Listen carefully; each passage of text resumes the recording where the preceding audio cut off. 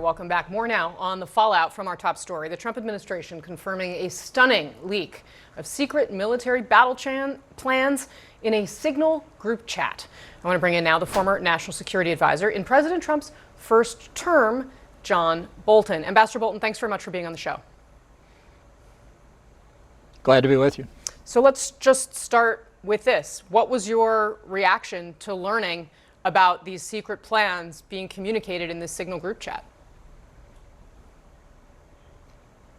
Well, I was shocked, and I was without words, and I say that not because I'm more virtuous than anybody who was in that group. I just couldn't imagine it was happening. I couldn't imagine anybody would use Signal. Some of the guests have commented that Signal's highly encrypted. I'll just say this: if you think Signal is equivalent to U.S. government secure telecommunications, think again. All the consequences you've been discussing are obviously going to be enormously important, but I just can't, to this moment, get over the idea that during the days that group was going on, not one of the participants said, we shouldn't be doing this on Signal. Sir, do you know of anything like this happening in Trump's first term? I'm certainly not aware of it. I mean, I didn't even use the government's unclassified or classified email systems that much. Most of the things that were covered in what was recorded in the Atlantic article should have been discussed in the Situation Room in a principals committee meeting or a full NSC chaired by the president. It looks to me like this was a typical Donald Trump decision, let's bomb the Houthis, that then everybody raced to implement without talking about the implications, including, for example, Vice President Vance apparently on this chain saying, I don't agree with this. Why are they discussing it after the decision is made? That alone shows what's wrong with what's going on here. Ultimately, if people can't attend the Situation Room, you're on a secure government line. You're not on WhatsApp or Signal. And some of these issues, honestly, it's old-fashioned, I know, but they should only be discussed face-to-face where people can have it out if they have a disagreement, not on an email chain. Sir, do you think somebody should be fired over this? Listen, Donald Trump's not going to fire anybody unless he thinks this redounds to his personal detriment. And we'll see what happens. Do you think that this is worse than what Hillary Clinton did with her private email in 2016? I know you were very critical then. Yeah, I was very critical then. And, we call this process learning.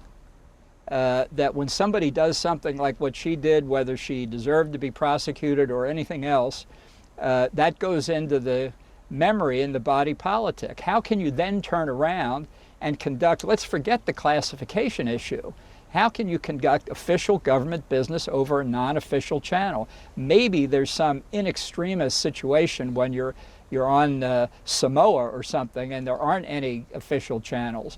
But they were in Washington, probably in their offices.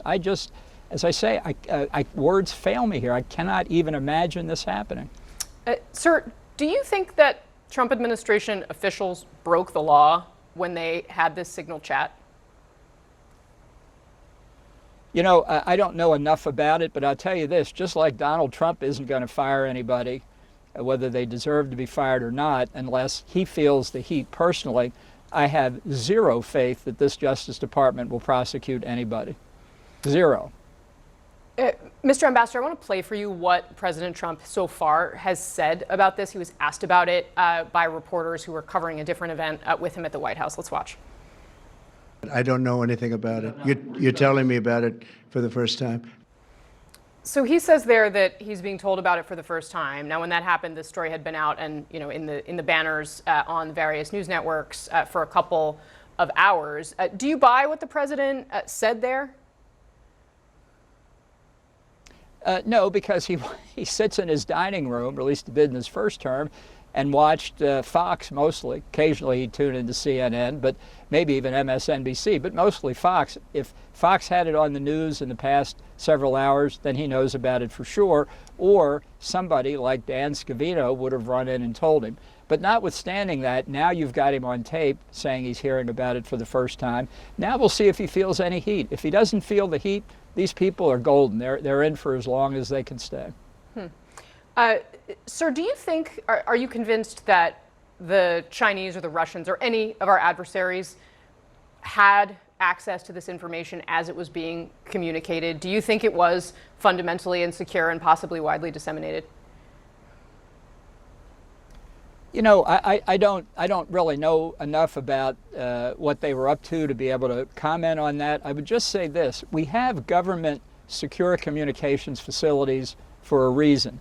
They may not be perfect either, but there isn't anything else that's as good. How clear can I be on that point? That's why you don't use non-official channels for official business, and especially not for business that's sensitive or classified. It's a very simple point, and you would think that somebody on this chain would have figured it out, unless it bespeaks of a wider pattern of behavior that goes well beyond the events dealing with the strikes on Yemen. What's your assessment of how Jeffrey Goldberg, the editor-in-chief of The Atlantic, handled this situation? He watched this unfold. When he realized it was legitimate, he took himself off. He did write that this happened, but he did redact significant classified information that he was then privy to. It was not published in The Atlantic. Overall, did he do the right thing? Well, from a very brief reading of the article, I didn't see anything to criticize. I think his initial reaction that it might be a scam, it's somebody trying to entrap a journalist, or it might be a spoof, or who knows what, it was legitimate for him to stay on. Whether he should have cut it off earlier or not, I think that's a question that reasonable people can disagree on. I didn't see anything in the article that looked to me to be worse than a general description of what was in there, so I don't think he released any classified information. But again, I just say, why are we having this conversation? How could you, I don't know who put this chain together, but I wouldn't have such a chain. I just can't even imagine having a chain. He seems to suggest it was Mike Waltz, the guy in your role. Somebody who had technical capabilities to put it together. All right. Ambassador John Bolton, very much appreciate you scrambling to come talk to us about this breaking story. Thanks very much for your time today. Thank you.